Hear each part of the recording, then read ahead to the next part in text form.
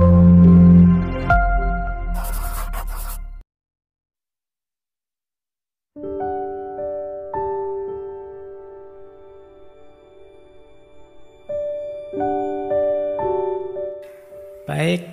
bismillah kita mulai. Nah, filsafat sejarahnya Raden Ngabaironggowarsito ini ada yang menyebutnya ini jenis filsafat sejarah yang spekulatif futuristik. Biasanya orang ngomong sejarah itu kan masa lalu. Dulu terjadi apa, dulu mengalami apa, ada peristiwa apa. Tapi kalau membaca serat-serat beliau ketika membahas sejarah itu banyak juga yang sifatnya ke depan, futuristik. Besok akan ada ini, besok akan ada itu. Nah, itu ya ada bau ramalannya, tapi ramalan yang tidak sekedar ngarang. Jadi ada yang bilang kalau di barat itu Karl Marx itu materialisme historis. Nah, kalau di kita termasuk pikiran-pikirannya Ronggowarsito itu mistisisme historis.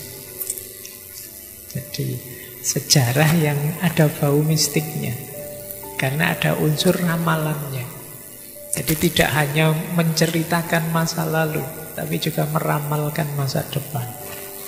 Nah, ini konsep sejarah yang unik ya, yang khas.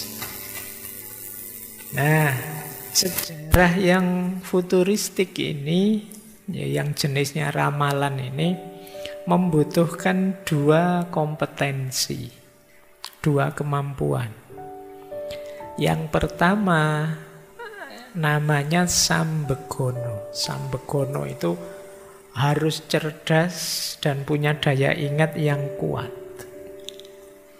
Yang kedua, nawang krido. Nawang krido itu mampu menangkap, memahami tanda-tanda alam, tanda-tanda zaman. Kalau dua ini digabung, orang Jawa menyebutnya ilmu titen. Jadi membaca fenomena sejarah tidak sekedar menceritakan fakta, tapi melihat gejala bahkan yang juga tidak terlihat. Jadi ada banyak ilmu titen itu ya, misalnya kalau situasinya seperti ini biasanya sih mau ada apa gitu. Itu namanya ilmu titen. Belajar dari sejarah dulu-dulu. Oh, kalau sudah sesama aliran berkonflik ini biasanya mau bubar sih ini. Ini titen. Selalu begitu yang terjadi memang. Nah, itu syaratnya dua memang. Butuh kecerdasan, yang kedua kejelian. Membaca tanda-tanda. Jadi membaca kalau dalam bahasa agama sunnatullah, ayat-ayat Allah tidak hanya yang tertulis di Al-Quran tapi juga yang tergelar. Nah, jadi kalian boleh menggeluti ilmu ini kalau merasa tertarik ya, karena saya tidak tahu sekarang jarang yang tertarik ilmu-ilmu ini. Kalian terlalu banyak mengandalkan ChatGPT hari ini. Mesinnya tambah pinter, kaliannya tambah males. Padahal ini dengan membaca ini kalian tidak sekedar menginfokan apa yang kemarin terjadi, ilmu yang sudah ditulis, tapi juga meramalkan, memprediksi apa yang akan besok terjadi. Nah, ini khas. Kamu tanya ChatGPT dia tidak akan bisa jawab. Kira-kira 10 tahun lagi ada apa, itu mungkin bingung dia. Tapi kalau yang kemarin-kemarin dia tahu. Tapi meramalkan masa depan mungkin dia ngarang saja, mungkin hanya menggabung-gabungkan data yang dia miliki. Tapi kalau yang versi Ronggowarsito ini, ya ini yang disebut ilmu titen. Jadi kecerdasan dan kejelian. Membaca yang tidak bisa dibaca oleh orang biasa. Ya, kalian sebenarnya punya sih kemampuan seperti itu, tapi kan levelnya masih level rendah. Misalnya ada temenmu kok tidak pernah masuk kuliah, dikasih tugas tidak ngerjain, kamu kan bisa bilang, besok kamu mesti tidak lulus mata kuliah ini. Itu jenis itu sebenarnya. Ada temenmu gaya pacarannya tiap malam minggu masuk hotel. Kamu bilang, ini tidak lama lagi mesti hamil ini. Ini kan ramalan sebenarnya. Tapi kan dasarnya apa? Ayat yang kamu baca sekarang. Fakta yang kamu lihat sekarang, terus kamu simpulkan ke depannya nanti bagaimana. Cuma kan kalian memahaminya skala biasa, skala rendah. Nah kalau seperti beliau ini bisa membaca mungkin sampai desiran angin, cuaca yang berubah, tidak jelas, dan lain sebagainya, mereka bisa membaca. Ini yang disebut ilmu titen. Oh, kalau orang sudah pada marah semua seperti ini, biasanya akan terjadi ini. Tidak lama lagi akan begini. Oh, kalau di Jawa itu kadang suara burung apa lewat itu ya dimaknai. Jangankan itu, hawanya agak sumuk, kayak ini kok agak sumuk ya, jangan-jangan sebentar lagi hujan. Oh, bisa begitu. Mbok kamu baca buku fisika atau biologi yang manapun, tidak ada teori bahwa kalau sumuk itu sebentar lagi hujan. Tapi bisa diteorikan seperti itu. Itu kemampuannya namanya dua, Sambegono sama Nawang Krida. Tapi ini ya level dalam. Jadi cerdas, daya ingatnya kuat, dan jeli menangkap tanda-tanda ayat-ayat. Terus orang yang punya dua kompetensi ini nanti disebutnya seorang yang waskito. Jadi orang yang bisa membaca, kamu belum cerita dia sudah bisa menebak, kamu kesini utang mesti ya. Itu waskito namanya. Kita belum cerita, dia sudah bisa menebak apa yang kita inginkan. Isi pikiran kita terbaca. Mungkin dilihat dari kerut wajah kita, dilihat dari gaya ngomong kita, dia langsung bisa menebak. Orang ini namanya waskito. Meskipun nanti di level tertingginya kewaskitoan ini kalau dalam agama kita menyebutnya ma'rifat. Pengetahuannya tidak sekedar membaca ayat-ayat alam sunatullah saja, tapi dapat informasi langsung dari Tuhan, dari Allah. Ini orang menyebutnya ma'rifat. Kita kadang menyebutnya orang yang punya ilmu laduni. Infonya langsung dianugerahkan oleh Allah. Orang Jawa menyebutnya waskito. Ada yang namanya waskito malam hari ini. Kalau ada sudah satu langkah menang, kamu tinggal mewujudkan namamu saja. Nah, baik. Cara pandang sejarah versi Jawa dari orang-orang yang waskito ini ada world view yang dulu pernah kita bahas 1 bulan tentang falsafah Jawa kelihatannya ya. Yaitu namanya cokro manggilingan.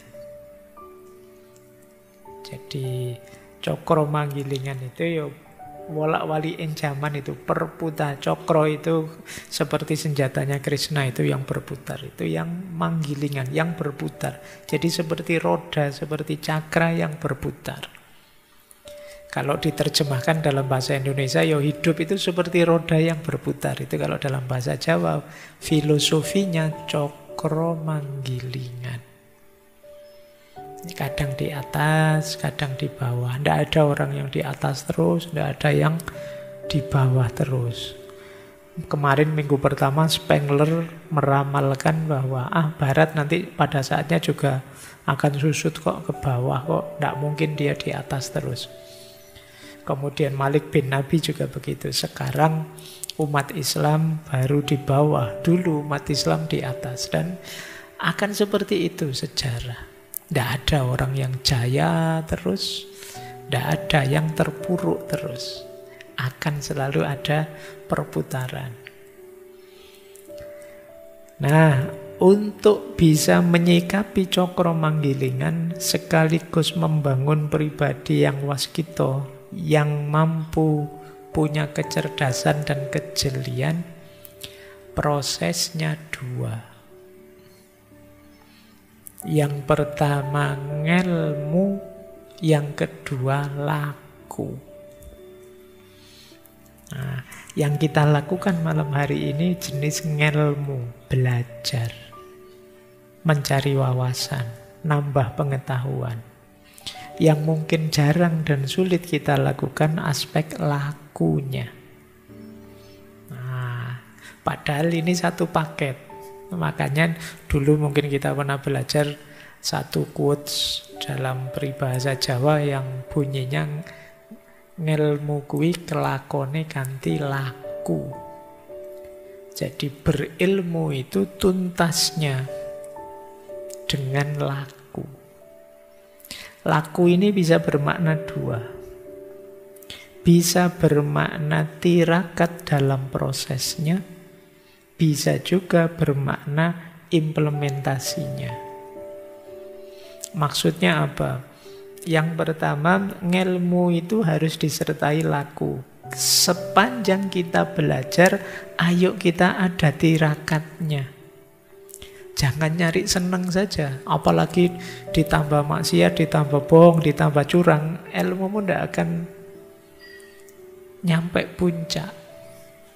Jadi sering saya ilustrasikan ya. Kenapa sih Pak? Kan yang penting meskipun saya bohong, ilmunya tetap bisa masuk. Wawasannya juga tetap bisa masuk. Saya melakukan kejahatan apapun kan tetap bisa saya pahami. Saya nyontek pun kan tetap bisa paham. Cara berpikirnya tidak begitu. Cara berpikirnya adalah ilmu yang mau masuk itu kan masuk dalam dirimu. Jadi diri kita ini wadahnya. Jadi diri kita ini akan nanti ditempati ilmu. Ini logika wadah dan isi dalam filsafat Jawa. Loh, kalau wadahnya kotor, meskipun diisi hal-hal baik, hal-hal putih, hal-hal positif, ya nanti yang jernih yang kita masukkan akan jadi kotor juga. Kenapa? Wadahnya kotor. Kalau batinmu masih penuh kesombongan, dapat ilmu masuk. Loh, ilmu ini akan jadi kendaraan untukmu jadi orang sombong. Kalau kamu penuh kedengkian, ya ilmu ini akan jadi alatmu mendengki orang. Itulah kenapa ilmu kuwi harus plus laku. Laku pembersihan diri, kalau dalam bahasa agama tazkiyatun nafas. Biar wadahnya bersih. Jadi ini untuk teman-teman ya mungkin dosenmu tidak ngerti kamu curang. Dosenmu tidak tahu kamu ngopi saja dari Google, dari ChatGPT dan lain-lain. Tapi masalahnya tidak sekedar nilai. Kalau sekedar nilai sebenarnya nggak terlalu rumit. Kamu sowan saja sama dosennya sambil nggawa salak 10 kilo mungkin aman. Tapi ini loh wadahmu yang kotor. Kamu tidak sadar merusak yang lebih berharga daripada sekedar nilai. Yaitu apa? Jiwamu. Eman-eman. Alah Pak, besok dibersihkan lagi. Tidak sesimpel itu. Karena memperbaiki yang sudah rusak itu jauh lebih berat. Nah, ini mungkin jadi bekal kalian ya. Kalau begitu mending nilai jelek ya Pak daripada curang. Ya mending tidak curang dan nilaimu bagus. Berarti belajar yang lebih serius. Kita sering melalaikan hal kecil-kecil gini. Padahal Al-Quran itu jelas bilang ya, فَمَا يَعْمَلْ مِثْقَالَ ذَرَّةٍ خَيْرًا يَرَهُ وَمَا يَعْمَلْ مِثْقَالَ ذَرَّةٍ شَرًّا يَرَهُ. Jadi kejelekanmu sekecil apapun pasti nanti ada efeknya dan kamu akan melihat, merasakan. Kebaikan juga begitu.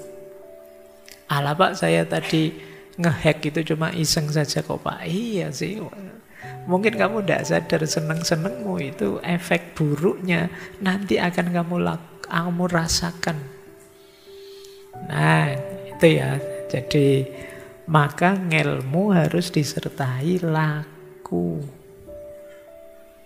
Itu makna pertama. Makna kedua, ngelmu kelakone kanthi laku ya tentu saja jangan cuma berhenti di pengetahuan. Wujudkan dalam amalan, dalam tindakan, dalam perbuatan. Jangan sekedar ceramah tentang kejujuran, jujurlah. Jangan sekedar menasehati tentang keberanian, kamu sendiri harus berani. Itu ngelmu, kelakone kanthi laku. Jangan ngeritik orang saja, mbok yo yang kritis, mbok yo yang jeli dan lain sebagainya. Kamu sendiri jadilah orang yang kritis. Itu ngelmu, kelakone kanthi laku.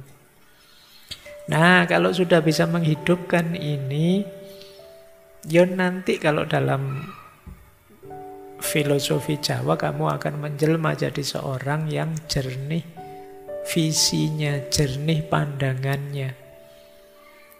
Ngerti sebelum diberitahu, weruh sadurunge winarah. Itulah cirinya orang yang waskita. Nah, ini bahasa saya, ini konteksnya filsafat sejarah tadi yang spekulatif futuristik. Saya lanjutkan.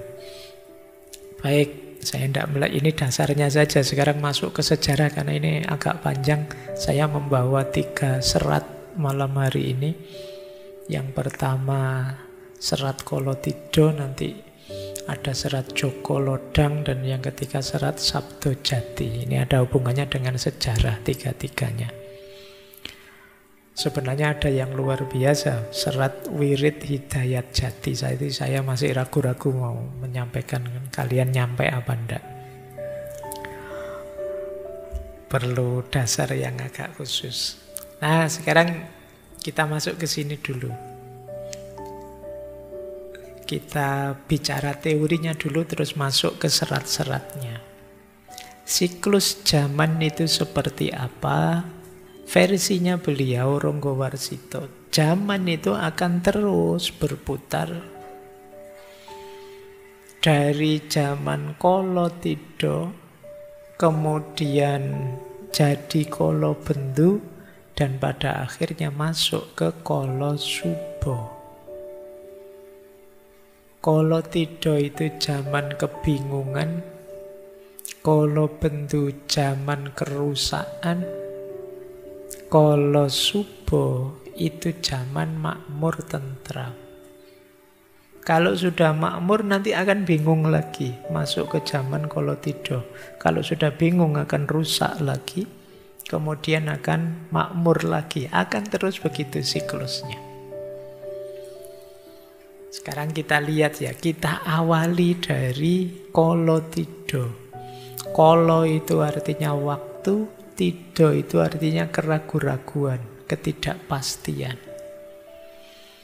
Sebelum zaman Kolothido kan tadi zaman Kolosubo. Kolosubo itu zaman stabil, zaman mapan. Jadi setelah mapan itu biasanya muncul ini, Kolothido ini. Cirinya apa? Kata Ronggowarsito, orang itu kalau sudah hidup enak, hidup nyaman, biasanya visi hidupnya adalah tidak ingin kehilangan kenikmatan hidupnya. Tidak ingin kehilangan kesenangannya. Akhirnya apa? Jadi egois. Tidak mau disentuh, tidak mau diganggu. Saya sudah enak ini, jangan disenggol-senggol. Tumbuh jadi egois. Di sini diawali zaman Kolothido. Jadi orang ingin enaknya sendiri, ingin menang terus, ingin senang terus. Dia akan resisten, dia akan marah, dia akan baper kalau merasa kesenangan kenyamanannya diusik. Ini cirinya zaman Kolothido sudah. Semakin banyak orang egois dan baperan, nah itu ciri-ciri, berarti ini memang zaman Kolothido. Tersinggungan, ndak terimoan. Nah itu berarti dia merasa kenyamanannya diusik. Nah efek jauhnya apa? Orang jadi nafsi-nafsi, individualis. Ndak peduli orang lain, yang penting aku seneng. Yang penting aku nyaman. Setiap orang menganggap aku yang paling benar. Buktinya apa? Aku sekarang enak kok, aku sekarang nyaman kok, berarti aku benar. Kalau orang lain ingin senang, ingin nyaman, harusnya ikut aku, manut aku. Ini zaman kolotido. Jadi kalau ada fenomena kok ini sekarang kok tambah banyak ya orang egois, merasa benernya sendiri, konflik banyak, hal kecil-kecil jadi konflik. Kemungkinan memang zamannya sedang zaman kolotido. Dan zaman ini muncul karena ada fase sebelumnya, yaitu fase nyaman, fase mapan. Biasanya orang itu kalau fase ruwet, fase susah itu cenderung lebih kompak. Tapi begitu menang, egoisnya muncul. Jadi ingin enak sendiri, menang sendirinya muncul. Bahkan nanti sampai pada titik benar salah, baik buruk itu tidak penting. Hari ini kita menyebut itu kan era post-truth. Post-truth itu kan melampaui kebenaran. Maksudnya apa? Orang menganggap sesuatu itu benar kalau sesuai kepentingannya, sesuai keinginannya.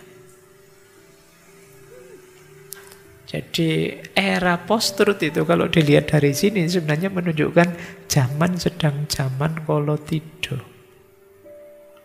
Bahwa yang aku anggap benar itulah kebenaran.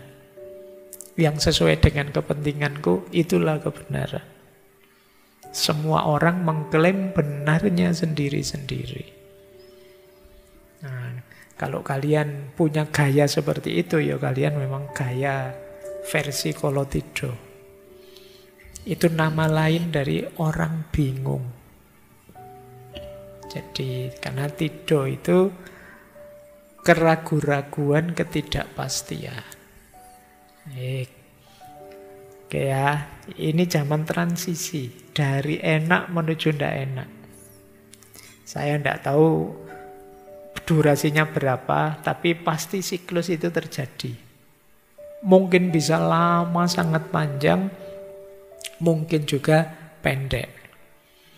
Kalau ini selesai, biasanya zaman kolotido ini kalau tambah parah, kita tidak bisa mengatasinya, kita akan masuk ke kolobendu. Ini sudah zaman hancur-hancuran. Kalau tadi zaman kolotido itu orang serba ragu-ragu, serba tidak pasti. Begitu masuk ke kolobendu sebenarnya stabil lagi, tapi stabil dalam kerusakan. Stabil dalam angkara murka. Disinilah nanti yang baik dianggap buruk, yang buruk dianggap baik. Namanya zaman kolobendu. Jadi ini nanti yang relevan dengan syairnya Ronggo Warsito di zaman edan dari serat kolotido. Dari luar kelihatan tertib, stabil, tapi stabil dalam ketidakberesan. Kalau semua orang edan itu kan yang tidak edan akan dianggap edan.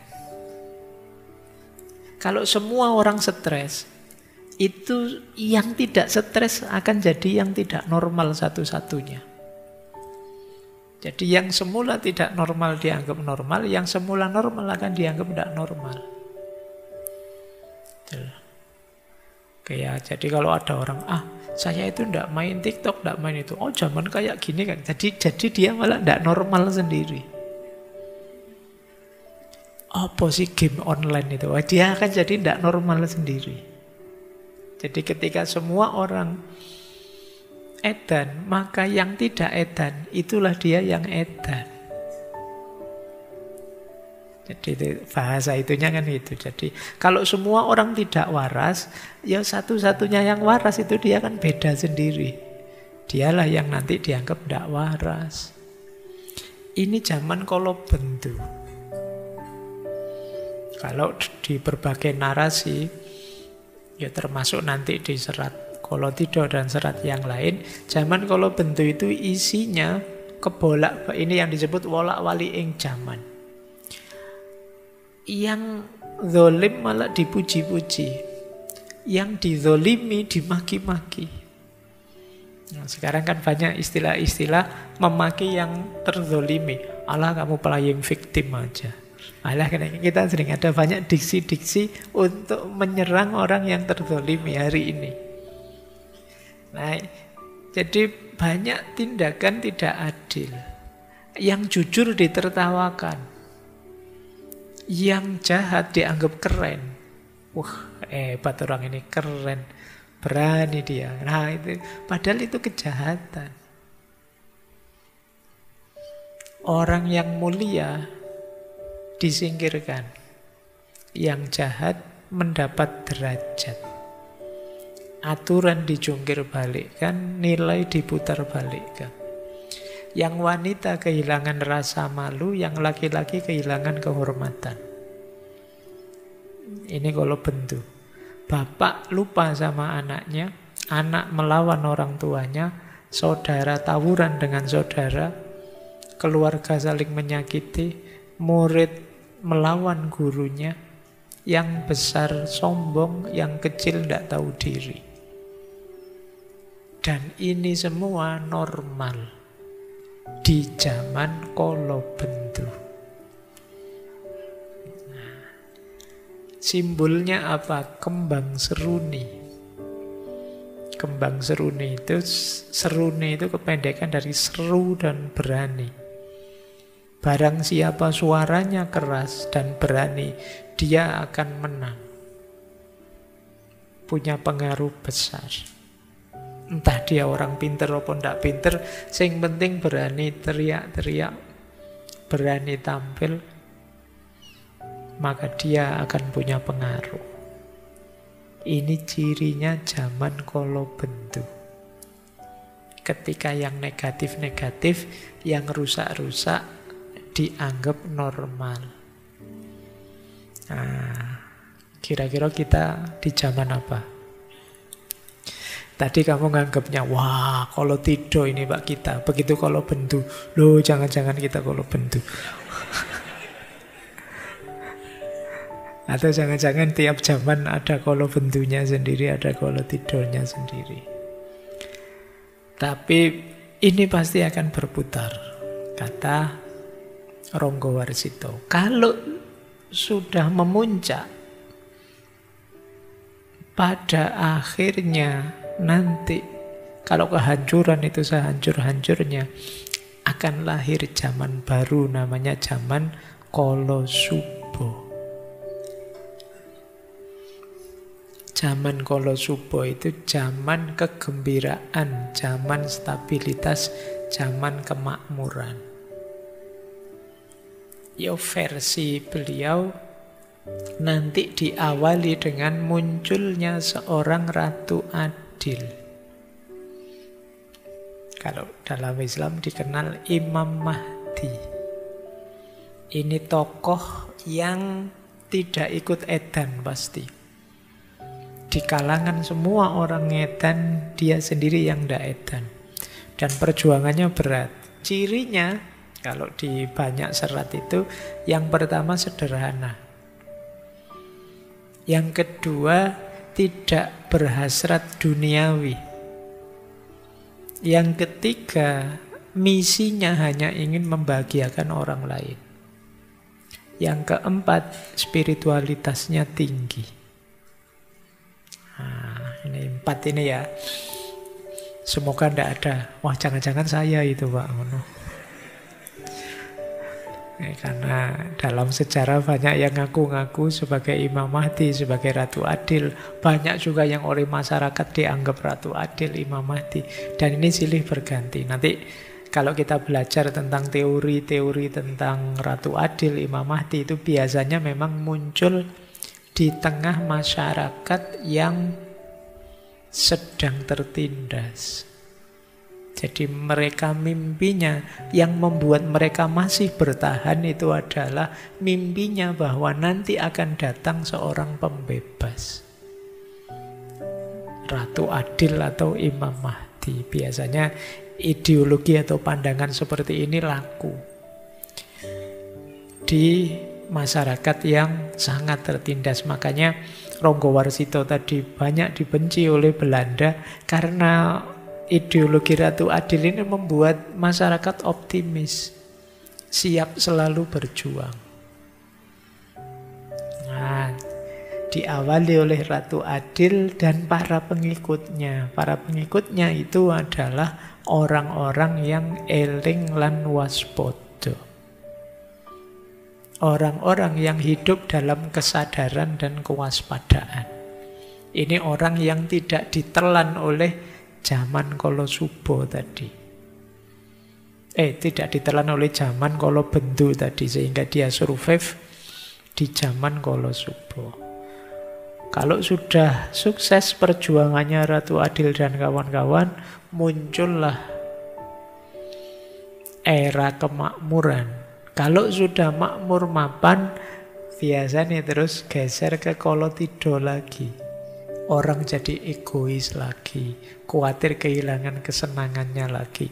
Tambah rusak, Kolobendu lahir. Kolobendu lama-lama hancur-hancur, muncul seorang pahlawan, penyelamat, pembebas, Ratu Adil dan orang-orang yang masih eling lan waspada. Lahirlah zaman Kolosubo.